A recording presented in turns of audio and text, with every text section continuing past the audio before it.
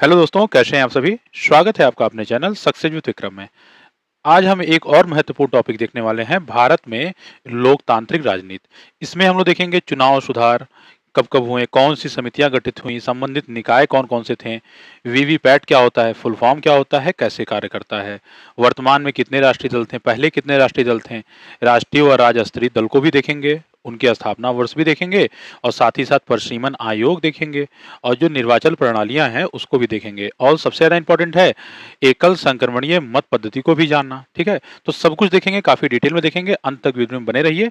ठीक है, चलिए शुरू करते हैं भारत में लोकतांत्रिक राजनीति के बारे में। तो सबसे पहला इसके अंतर्गत टॉपिक है चुनाव सुधार। ठीक है, तो देखिए कब को चुनाव सुधार होते आए हैं। तो पहला जो है चुनाव सुधार हुआ था 61वां संविधान संशोधन अधिनियम 1989 द्वारा। मतदान की आयु जो आपकी थी वो 21 वर्ष से करके हटा के आपका कितना कर दी गई थी, तो आपका 18 वर्ष कर दी गई थी। ठीक है, तो ये 61वां संविधान संशोधन आपके लिए इंपॉर्टेंट हो जाता है। आगे देखेंगे कि 1998 में इलेक्ट्रॉनिक वोटिंग मशीन ईवीएम के इस्तेमाल की व्यवस्था की गई थी और प्रायोगिक तौर पर ईवीएम का सर्वप्रथम प्रयोग कब किया गया था, तो 1998 मतलब 1998 में राजस्थान, मध्य प्रदेश और दिल्ली विधानसभा के चुनाव में इसका पहली बार इस्तेमाल किया गया था। तो डेट आपके लिए 1998 इंपॉर्टेंट हो जाता है। आगे देखते हैं हम लोग। 1999 में गोवा विधानसभा के चुनाव में पहली बार ईवीएम का पूरे राज्य में प्रयोग किया गया था। अभी हम लोग देखा गया कि 1998 में जो हुआ था वो कहीं-कहीं जो है प्रयोग किया गया था, ठीक है, विधानसभा के चुनाव में। लेकिन पूरे राज्य में प्रयोग करने वाला गोवा है और कब है 1999 है। चलिए आगे देखते हैं। लोकसभा के लिए पूरे भारत में ईवीएम का सर्वप्रथम प्रयोग कब किया गया, तो ये 2004 की लोकसभा चुनाव में किया गया।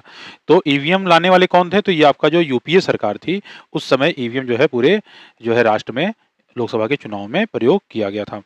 तो देखते हैं इससे जो है कौन-कौन सी समिति गठित हुई और कौन-कौन से संबंधित विषय रहे हैं। तो ये जान लीजिए। तो संयुक्त संसदीय समिति का गठन हुआ था 1971-72 के आसपास में और ये चुनाव कानून में संशोधन के लिए बनाई गई थी। ऐसे तारकुंडे जेपी समिति 1974 में इसका गठन किया गया। ये गैर सरकारी समिति थी। ये चुनाव सुधार से संबंधित समिति थी। ठीक है, इनके सिफारिश वगैरह आए थे और उसमें कुछ चीज़ों को लागू भी किया गया था। दिनेश गोस्वामी समिति 1990 में बनाया गया। ये भी चुनाव सुधार से था। इन्होंने अपना अलग सिफारिश किया। वोहरा समिति, ये थोड़ा इंपॉर्टेंट भी है, अपराध और राजनीति के बीच सांठगांठ की जांच करने के लिए। ठीक है, तो मान लीजिए जैसे किस तरीके से जो आपके राजनीतिक जो चुनाव वगैरह होते थे उसमें अपराधियों की भूमिका क्या रहती थी, ठीक है, उनके बीच क्या सांठगांठ थे, तो उनके लिए वोहरा समिति की जरूरत पड़ी थी। इंद्रजीत गुप्ता समिति की स्थापना हुई थी आपकी 1998 में। ठीक है, इन्होंने सिफारिश दिया था सरकार द्वारा चुनाव खर्च वहन करने पर। ये गठित समिति थी कि कितना खर्च कर सकते हैं, किस तरीके से क्या प्रारूप रहेगा, सब कुछ इसके बारे में इन्होंने अपनी सिफारिश जो है दी थी। तनख्वाह समिति, जिसे कोर समिति भी कहते हैं, 2010 में इसकी स्थापना हुई। ये चुनाव कानून एवं सुधारों से जुड़े तमाम मामलों की जांच के लिए थी। और फिर जीएस वर्मा समिति इंपॉर्टेंट है, ये 2013 में थी। ये आपराधिक कानून में संशोधन पर गठित समिति थी। ठीक है, तो चुनाव संबंधी जो आपराधिक कानून थे उस पे संशोधन से संबंधित थी। देखिए ये है हमारा संविधान लिए हुए लोग हाथ में खड़े हैं। ठीक है, उसके बाद हम लोग जानते हैं कि वीवीपैट का इस्तेमाल आप लोग बहुत ज्यादा सुने होंगे, तो वीवीपैट के बारे में जानते हैं डिटेल में। Voter verifiable paper audit trail इसका फुल फॉर्म होता है, ये जाने रहिएगा। इसके बारे में थोड़ा डिटेल में हम लोग जानते हैं। तथ्य क्या है कि यह ईवीएम से जुड़ी एक स्वतंत्र प्रणाली है जो मतदाता को उम्मीदवार को पड़ा या नहीं, ठीक है, ये क्या काम करती है कि जैसे कि यह एक ईवीएम से जुड़ी हुई स्वतंत्र प्रणाली है जो मतदाताओं को इस बात की पुष्टि करने की अनुमति देती है कि उनका मत उस उम्मीदवार को पड़ा है या नहीं जिनके पक्ष में उन्होंने मत डाला। जैसे कि आप जाएंगे वोट डालेंगे तो वोट पे जैसे मान लीजिए आपने जो है कमल के फूल पे वोट वोट किया, ठीक है, तो आपके बगल में एक छोटा सा मशीन ऐसे लगा रहेगा, तो उसमें जो है जिसको आप वोट किए हैं उसकी फोटो बन के और वो जो चिन्ह है वो बन के और नाम लिख के ऐसे आ जाएगा। तो आप इससे चेक कर सकते हैं कि आपने बटन दबाया तो वोट उसे पड़ा कि नहीं पड़ा। ठीक है, तो ये चीजें संबंधित है। ऐसे ही 2013 में सर्वोच्च न्यायालय ने वीवीपैट के को चरणों में शुरू करने की अनुमति दी थी। तो 2013 में पहले चरणों में शुरू करने की अनुमति दी गई थी और इससे स्वतंत्र और निष्पक्ष चुनाव की अपरिहार्य जरूरत बताया गया। वोटिंग मशीन में जब वोट डाला जाता है तब इसकी एक पावती रसीद निकालती है, तो एक रसीद निकलती है किसको आप वोट दिए हैं। इस पर क्रम संख्या होता है, नाम होता है, उम्मीदवार का चुनाव चिन्ह, सब कुछ दर्शाया जाता है। ठीक है, तो ये इंपॉर्टेंट आपके लिए था वीवीपैट, आप लोग जान लीजिए। अब जानते हैं कि जो है राष्ट्रीय दल कौन कौन से थे और वर्तमान में कितने हैं, सब चीज को देखते हैं। तो पहले देखिए कुछ राष्ट्रीय दल जो अभी हाल फिलहाल तक थे उनको देख लेते हैं और फिर इनमें जो बदलाव आए थे उनको जान लेते हैं। ठीक है, तो देखिए कांग्रेस जो है थी, तो कांग्रेस थी और वर्तमान में भी कांग्रेस जो है आपकी बनी हुई है, ये ध्यान रखे रहिएगा। तो कांग्रेस जो है आपकी राष्ट्रीय दल थी और वर्तमान में भी कांग्रेस है, ठीक है। इसके बाद आप देखेंगे बहुजन समाज पार्टी, जिसे बीएसपी बोलते हैं, फुल फॉर्म इसका बहुजन समाज पार्टी है। ये भी जो है थी, लगातार थी और अभी भी है।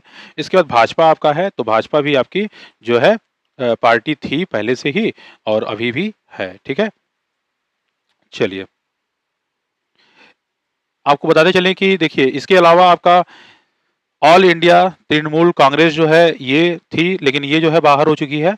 और इसके अलावा इसमें आपका एनपीपी है इस वक्त, ठीक है, एनपीपी है, नेशनल पीपल्स पार्टी, एनपीपी, ठीक है, ये है। इसके अलावा जो है ये सारे जो हैं पहले थे लेकिन अब बाहर हो गए हैं। आपको बता दें कि वर्तमान में कौन कौन बचा है, तो वर्तमान में आपका जो है कांग्रेस है, ठीक है, और उसके साथ साथ आपका बीजेपी है, भारतीय जनता पार्टी है, बीजेपी, 6 पार्टियां हैं इस वक्त जो राष्ट्रीय पार्टियां हैं, टोटल 6 पार्टियां हैं। इसके साथ साथ आपका बीएसपी है, बहुजन समाज पार्टी। इसके बाद आपका आम आदमी पार्टी है, एएपी। ये 4 पार्टियां तो बहुत हाईलाइटेड पार्टियां हैं जिन्हें आप अच्छी तरीके से जानते हैं। तो कांग्रेस, बीजेपी, बीएसपी और आप, इन 4 को आप लोग बहुत अच्छे से जानते हैं, तो ये जाने रहिएगा। इसके अलावा आप जो है देख लीजिए नेशनल पीपल्स पार्टी जो दे रखी है, ये आपकी 5वें नंबर की पार्टी है। और छठे नंबर पे आपका आता है कम्युनिस्ट पार्टी ऑफ इंडिया, जो मार्क्सवादी पार्टी है, कम्युनिस्ट पार्टी ऑफ इंडिया, ये ध्यान रखिएगा। तो टोटल पार्टियों की संख्या इस वक्त राष्ट्रीय पार्टियां टोटल 6 राष्ट्रीय पार्टियां हैं हमारे यहाँ। चलिए आगे देखते हैं हम लोग राष्ट्रीय व राज्य स्तरीय दल के बारे में, ठीक है। कौन कौन सी पार्टियां हैं इंपॉर्टेंट, उनको भी देखेंगे, कैसे कैसे इन लोगों का गठन होता है, सब कुछ शर्तों को भी जानेंगे। किसी भी राजनीतिक दल को राष्ट्रीय दल का दर्जा प्रदान किया जाता है यदि वह इनमें से कोई एक शर्त पूरा करे। तो पहले हम लोग जानेंगे कि अगर राष्ट्रीय दल का दर्जा पाना है तो आपके पास क्या क्या चीजें होनी चाहिए। तो वह लोकसभा अथवा विधानसभा के आम चुनावों में 4 अथवा अधिक राज्यों में वैध मतों का 6% मत प्राप्त करता है तथा इसके साथ वह किसी राज्य या राज्यों से लोकसभा में 4 सीटें प्राप्त करता है। ये ध्यान रखिएगा। उसे लोकसभा में कम से कम 2% अर्थात 11 सीटें मिली हों और साथ ही साथ ये सीटें 3 अलग-अलग राज्यों से होनी चाहिए। तो 11 सीटें मिली हों, 2% कम से कम जो है आपका सीटें होनी चाहिए, लेकिन ये अलग-अलग राज्यों से, ठीक है, कम से कम 3 अलग-अलग राज्यों से होना चाहिए। उसे कम से कम 4 राज्यों में राज्य स्तरीय दल के रूप में मान्यता प्राप्त हो। तो जहाँ जो है राज्य स्तरीय पार्टी के रूप में अगर 4 स्टेट में दर्जा प्राप्त है तो भी आप राष्ट्रीय दल के रूप में अपने आप को पंजीकृत करा सकते हैं। किसी दल को राज्य स्तरीय दल का दर्जा तब प्रदान किया जाता है, अब राज्य स्तरीय बात करते हैं कैसे होता है, जब वह निम्नलिखित में से कोई एक शर्त पूरी करता है। कोई एक भी शर्त पूरी कर लेगा तो वो राज्य स्तरीय पार्टी हो जाएगी। तो लोकसभा अथवा विधानसभा चुनाव में पड़े कुल वैध मतों का 8% प्राप्त कर लेता है। विधानसभा चुनाव में कुल वैध मतों का 6% और कम से कम 2 सीटें प्राप्त किया हो। यहाँ देखिए, या तो 8% प्राप्त किया हो या फिर 6% अगर प्राप्त कर रहा है तो 2 सीटें होनी चाहिए। आगे हम लोग देखेंगे इंपॉर्टेंट इसमें, लोकसभा चुनाव में कुल वैध मत का 6% और संबंधित राज्य में कम से कम 1 सीट प्राप्त कर लेता हो, ठीक है। तो लोकसभा चुनाव में 6% वोट प्राप्त कर लिया हो और जिस राज्य में उसे अपने आप को पंजीकृत करना है तो वहां पे कम से कम 1 सीट इसकी निकल गई हो तो भी फिर हो सकता है, ठीक है। विधानसभा चुनाव में 3% या 3 सीटें जो भी अधिक हो प्राप्त कर लेता है। तो दोनों में से जो भी कर ले, विधानसभा चुनाव में या तो 3% सीटें प्राप्त कर ले या फिर 3 सीटें जो भी अधिक हो दोनों में से, ठीक है, तो उसको प्राप्त कर ले। प्रत्येक 25 सीटों में से उस दल ने लोकसभा को कम से कम 1 सीट प्राप्त की हो। तो 25 देखिए, प्रत्येक जैसे मान लीजिए 25 सीट हैं, उसमें से उस दल ने लोकसभा में कम से कम 1 सीट प्राप्त की हो या लोकसभा चुनाव से संबंधित राज्य में उसने विभाजन से कम इतनी सीट प्राप्त की हो, ठीक है। तो कम से कम इतनी सीट अगर प्राप्त की है तब भी ये बन सकते हैं। चलिए अब समझते हैं हम लोग महत्वपूर्ण राजनीतिक दलों का गठन कब कब हुआ। तो भारतीय राष्ट्रीय कांग्रेस की स्थापना कब हुई थी, 1885 में, आप सभी लोग जानते हैं। भारतीय कम्युनिस्ट पार्टी 1925 में स्थापना हुई थी। भारतीय कम्युनिस्ट पार्टी मार्क्सवादी, ठीक है, सीपीआईएम, ये आपकी राष्ट्रीय पार्टी है, तो 1964 में इसकी स्थापना हुई थी। आगे देखते हैं झारखंड मुक्ति मोर्चा जिसे जेएमएम बोलते हैं, इसकी स्थापना 1973 में हुई थी। भारतीय जनता पार्टी बीजेपी 1980 में आई थी अस्तित्व में। बहुजन समाज पार्टी बीएसपी 1984 में। समाजवादी पार्टी एसपी 1992 में। राष्ट्रीय लोकदल आरएलडी जिसे बोलते हैं, अरे आरएलडी आई रे नहीं, गाना चलता है, 1996 में आई थी। आगे हम लोग देखते हैं राष्ट्रीय जनता पार्टी आरजेडी के बारे में, ठीक है। तो ये जो है आपका 1997 में लालू जी की पार्टी है। बीजू जनता दल पार्टी बीजेडी 1997 में आई थी। ऑल इंडिया तृणमूल कांग्रेस जो है 1998 में आई थी, एआईटीसी जिसे बोला जाता है। आगे देखते हैं जनता दल यूनाइटेड जेडीयू, ठीक है, जेडीयू 2003 में आई थी, हमारे नीतीश बाबू। और नेशनलिस्ट कांग्रेस पार्टी एनसीपी 1999 में। लोक जनशक्ति पार्टी एलजेएसपी 2000 में और ऐसे ही आम आदमी पार्टी 2012 में, ठीक है, 2012 में आके ही तहलका मचाए हुए हैं। अरविंद केजरीवाल जी, और नेशनल पीपुल्स पार्टी एनपीपी आपका 2013 में, ठीक है, ये ध्यान रखे रहिएगा। आगे हम लोग देखते हैं राष्ट्रीय लोक समता पार्टी आरएलएसपी 2013 में इसकी स्थापना हुई, और सबसे जो है हाल फिलहाल की अच्छी पार्टी है आपकी राष्ट्रीय लोकतांत्रिक पार्टी आरएलपी, इसकी स्थापना 2018 में की गई है। चलिए आगे देखते हैं कुछ इंपॉर्टेंट तथ्य, ठीक है। प्रशीमन आयोग के बारे में बात करते हैं, ठीक है। तो ये क्या है, तो प्रशीमन आयोग एक वैधानिक निकाय है, संवैधानिक नहीं, ठीक है। तो प्रशीमन आयोग हमेशा जानने रहिए कि एक ये वैधानिक निकाय है, ठीक है।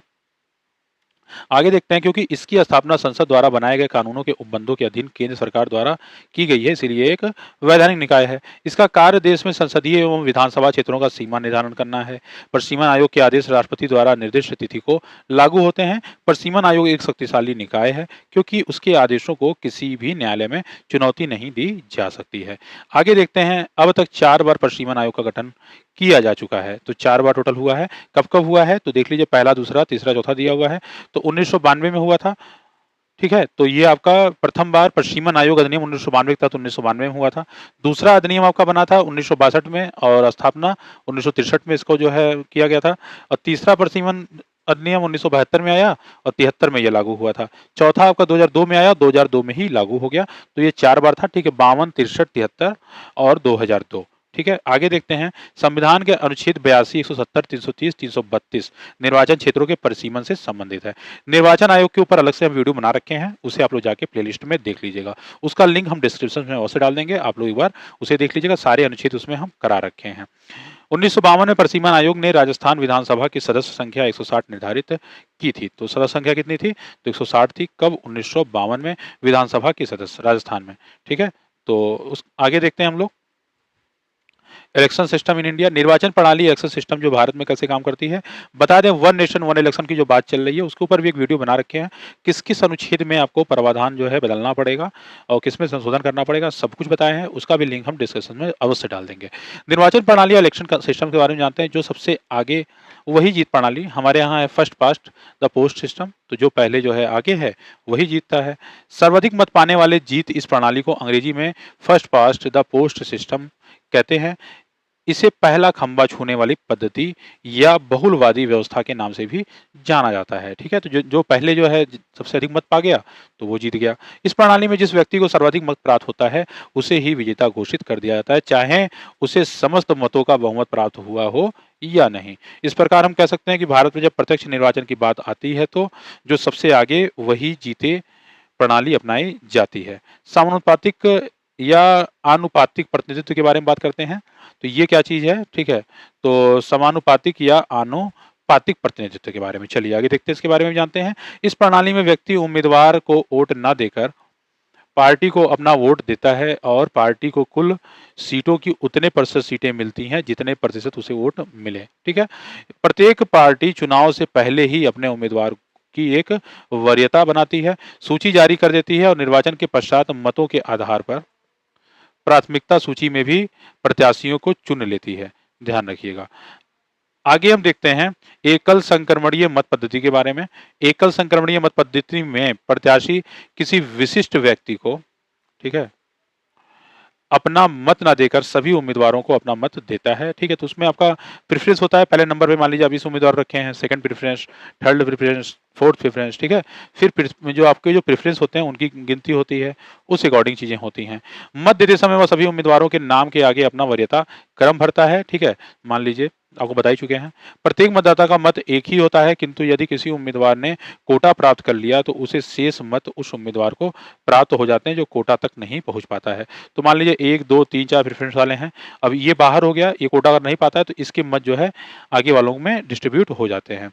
इसके बाद हम लोग देखते हैं, इस प्रक्रिया के कारण ही इसे एकल संक्रमणीय मत कहते हैं, ये ध्यान रखिए रहिएगा, ठीक है। देखिए कितना प्यारा हमारा संसद भवन है। आगे कुछ स्मरणीय तथ्य हैं जो आपको जानना बहुत जरूरी है। संविधान में निर्वाचन आयुक्त के लिए किसी प्रकार की योग्यता शपथ का प्रतिज्ञान का विवरण नहीं किया गया है, ठीक है। तो इसके बारे में एक वीडियो हम बना चुके हैं, जाके आप लोग डिटेल में देख लीजिएगा, बस केवल आप लोगों को हाईलाइट कर रहे हैं चीजों को। ईवीएम का प्रयोग करने व फोटो युक्त परिचय पत्र उपलब्ध कराने की सिफारिश दिनेश गोस्वामी समिति ने की थी। तो ईवीएम के लिए या फोटो युक्त जो पहचान पत्र आपका बनता है, तो ईवीएम जो है दिनेश गोस्वामी समिति ने की थी, ध्यान रखे रहिएगा। आगे देखते हैं, श्रीमती वी.एस. रमा देवी एकमात्र महिला मुख्य निर्वाचन आयुक्त कार्यवाहक रही हैं। ये हम करा भी चुके हैं, वीडियो में जाके देख लीजिएगा। 25 जनवरी को निर्वाचन आयोग के गठन स्थापना के कारण वर्ष 2011 में 25 जनवरी को राष्ट्रीय मतदाता दिवस मनाया जाता है। तो राष्ट्रीय मतदाता दिवस क्यों मनाया जाता है? 25 जनवरी को निर्वाचन आयोग के गठन की वजह से मनाया जाता है और 2011 से इसे मनाया जा रहा है 25 जनवरी को। ध्यान रखिएगा, ठीक है। तो ये थे इंपॉर्टेंट आपके कुछ जुड़े हुए, ठीक है, चुनाव से संबंधित, कुछ दलों से संबंधित और आपके कौन-कौन सी समितियां बनी हैं, कैसे चुनाव होता है, हमारे यहाँ क्या पद्धति अपनाई जाती है, सारी चीज़ों को एक वीडियो में हम बताने की कोशिश किए हैं। बाकी इससे रिलेटेड कुछ वीडियोज़ और बना रखे हैं निर्वाचन आयोग पे और वन नेशन वन इलेक्शन पे और ऐसे राष्ट्रीय मानवाधिकार, ऐसे बहुत सारे महत्वपूर्ण टॉपिकों पे लगातार मेरे द्वारा वीडियो बनाया जाता है, जिसे आप लोग देख सकते हैं। वीडियो पसंद आया हो तो लाइक अवश्य कीजिएगा, अपने दोस्तों के साथ भी शेयर कीजिए, चैनल को सब्सक्राइब कर लीजिएगा। फिर मिलेंगे किसी नए अपडेट के साथ, तब तक के लिए बहुत-बहुत धन्यवाद।